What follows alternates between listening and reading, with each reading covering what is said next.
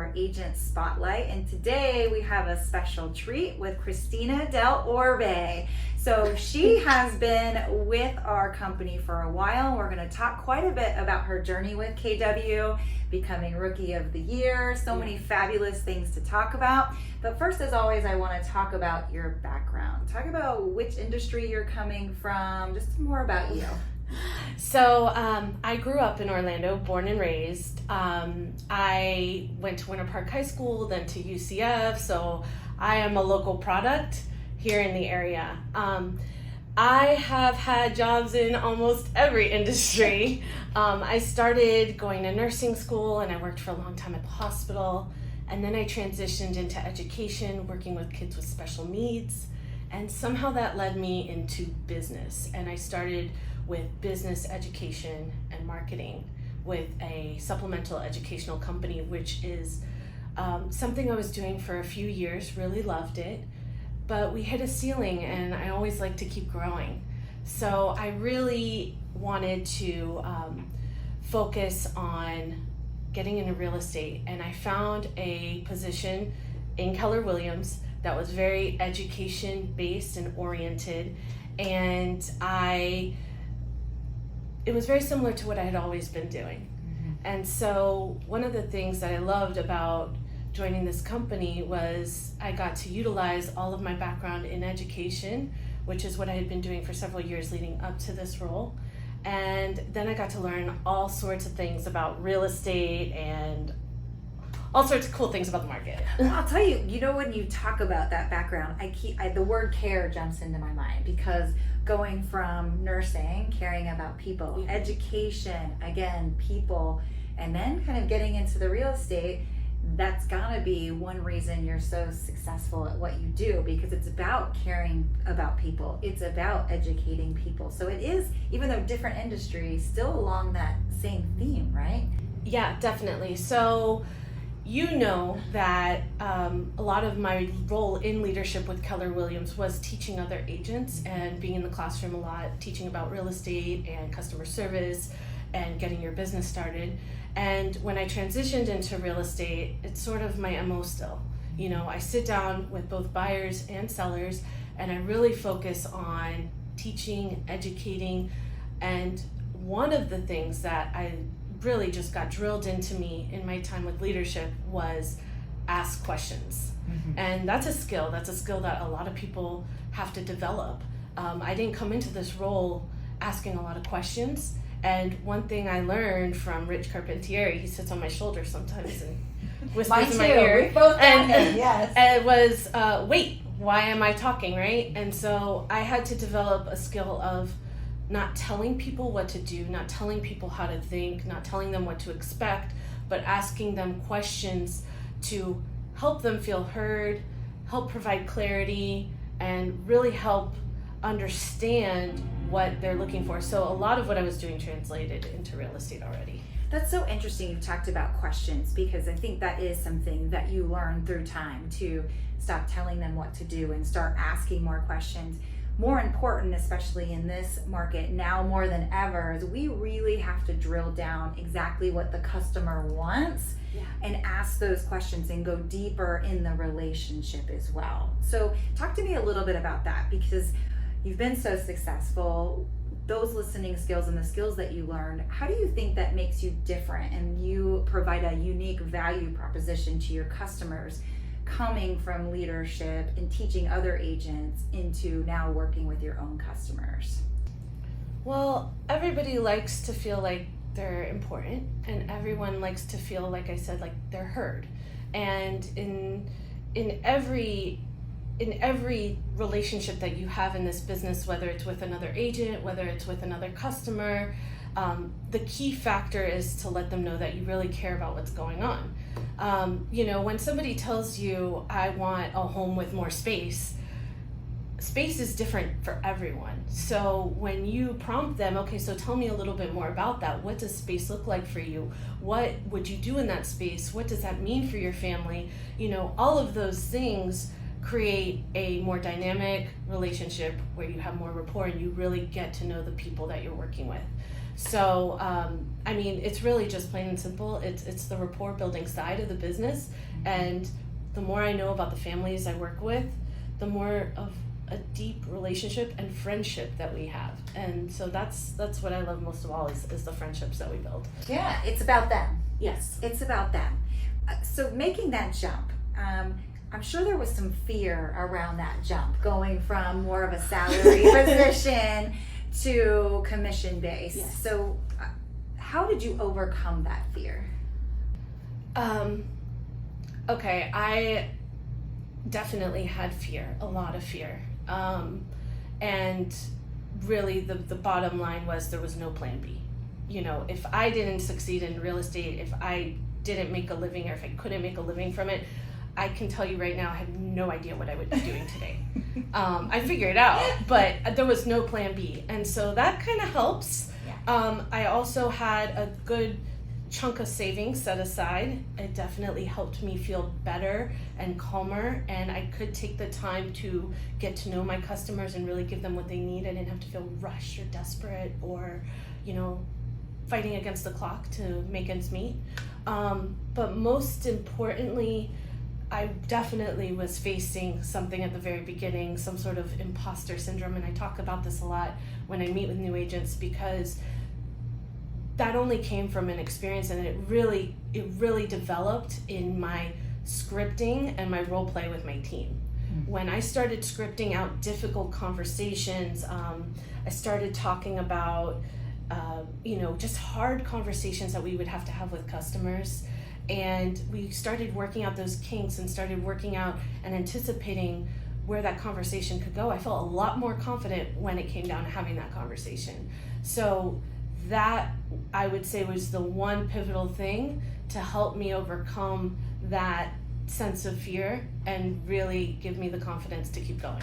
Yeah, because it blocks a lot of people from making that transition. So I love that you talked about no plan B, because that's really when you have no other choice. I'm going to make it. I'm going to do everything it takes and go. So that's really go cool. was the key word. Just do it. Go. Just go. Just do it. Yes. Just got to do it. Yes. You mentioned joining a team, so I want to talk around that.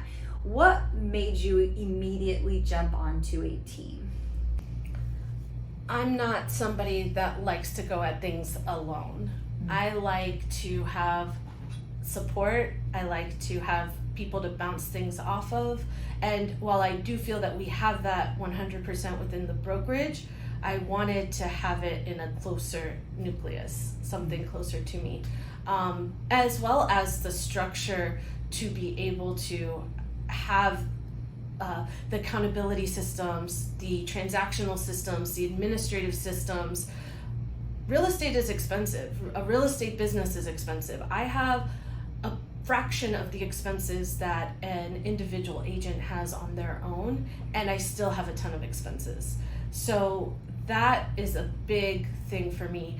I definitely put in the work and play my part and pay my portion to be on a team, but I also don't even think, not even for a millisecond, that I'm not getting that value in return. I know the value that I have. I know how expensive it is to run a real estate business.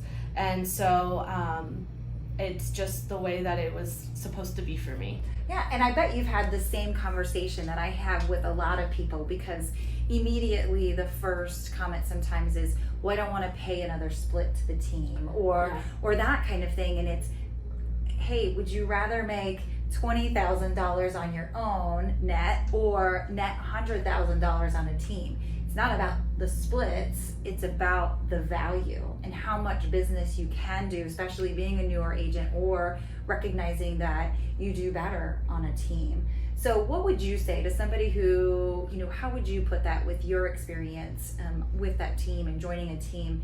What would you say to somebody who came to you and said, do I join a team? Should I join a team?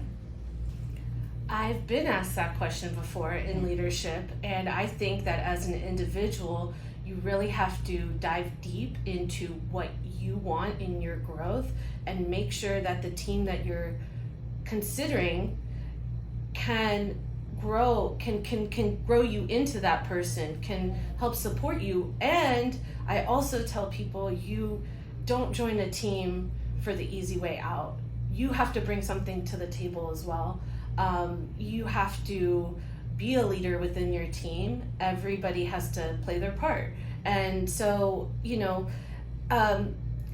it's definitely not for everyone. And it's definitely something where you have to take inventory of your goals, of your finances, of where you want to be in the next couple of years. And if it matches up, it matches up. Yeah. Well, I can hear just in your language, clearly you consulted and coached many, many agents here. And what's so cool is you're not only leaving a legacy, for a lot of agents here, is now you're leaving it with your customers and you're building friends. So it's been really cool to watch that journey. What has been your favorite thing in making that switch? And of course, you hustled it out. What's been your favorite thing your first year? I have to say, yes, I love being there and seeing things come from start to finish with people. One of my favorite things, so putting it all out there, my financial background has been tough. I have pulled myself personally out of suffocating debt. I mean, I'm talking wage garnishment, debt, like student loan debt, credit card debt, everything. And so I like to guide people and help them out of that too. And so I worked with people for a long time. I partnered with people, and seeing them come from a place where they didn't know how they were going to do it, create a plan with them and make it achievable has been my favorite thing so far, because that's so cool.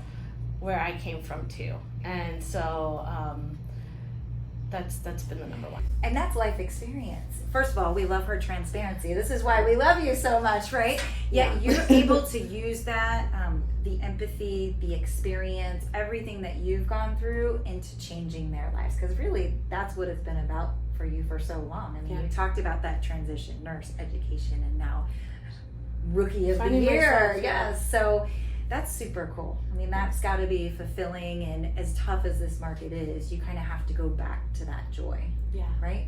I do. And I find myself, we have to pivot. And one of the other things I have loved so much during this time is just the challenge. And our new market presents new challenges than COVID presented last year, which was a big challenge separate from what we're facing now. And I love puzzles. And I love solving them. So I look forward to the opportunity and the growth. I look at it that way, and I love it. Yeah. No, we can't wait to see what's next. That's the fun part. That's the fun part. Okay, ready? We're going to have some fun now. And I know, Cristina, you already saw our transparency, so we never know what this is going to be. So, we'll see. Yes. All right, rapid fire 5. As you know, she does not know the questions that we're going to ask, so let's learn a little bit more about Cristina. Okay. All right, first, you're going camping with one friend, your best friend.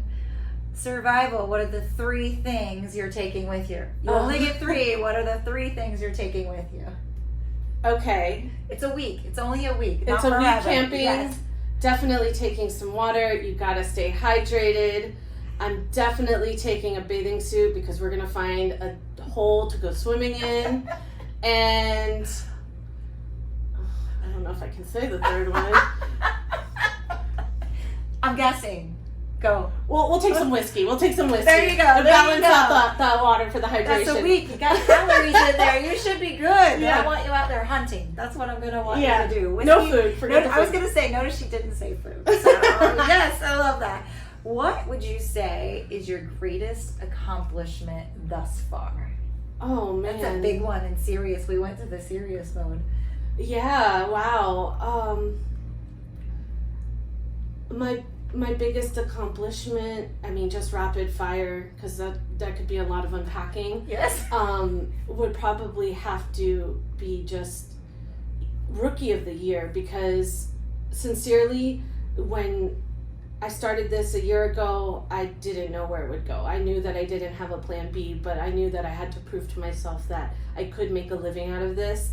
And so just rapid fire, that's my biggest accomplishment. Yeah, so you far. had lots of eyes on you. Lots of pressure, lots of eyes Lots of on pressure, you. yeah. So, yes, okay, perfect. All right, ready? Which one would you choose? You get a choice to be on one of 3 reality shows. Big Brother, Oh, Survivor, or Naked and Afraid? definitely Big Brother. Big Brother is my absolute favorite. It's gotten a little bad. It's gotten worse and worse throughout the years, but I have seen every season from the very beginning. Who's your favorite character of all times? I mean, they're not characters, they're people, but they're still characters. Dr. Will. There you go. Dr. Will. And so definitely Big Brother. It's a mind game. I get to enjoy air conditioning. So yeah. I got it. You like camping, yeah, AC's better. Is that what I hear? AC's better. Camping is very short term. Got it. Dream job, age 15. What was it? Age 15? Oh man. 15, I gotta tell you, I was not thinking about jobs. But I will tell you, before I actually got a job, my dream job was to be a district attorney. I used to watch a lot of Matlock at my grandfather's house. So up until I would say my teens, my dream job was to be a district attorney like Matlock. Okay, you are way too young to be watching Matlock. I was waiting like that. That was what my Angela Lansbury, Murder She Wrote. Like that's what my grandfather fell asleep to in the afternoon. So that's what I got to watch. That's fantastic. Awesome. Okay, if you haven't noticed, she's got this beautiful ring on her finger. So we're gonna talk wedding. You get the wedding of your choice, and it's all paid for. Which one are you choosing? Colorado Mountains, Cabo San Lucas, Vegas, throw it all out there and go to the casinos. What you choosing? I'm gonna choose Cabo. In my head, weddings, honeymoons are associated with clear blue waters and tropical atmosphere. I want to be in something strappy. I want to get a tan. I want to be drinking fruity drinks and tequila with my friends. Like we're going to Cabo. All right, we'll be watching. And I see you all the time. You love the outdoors, and I see you kayaking and all that fun stuff. So yes, that's your gig. So I'm sure you learned a lot about Cristina. Her information will be on this video, of course. She's fun, she's fantastic, she's professional, she gets the job done. So thank you so much for spending time with us, and we'll see you next week. Thank you.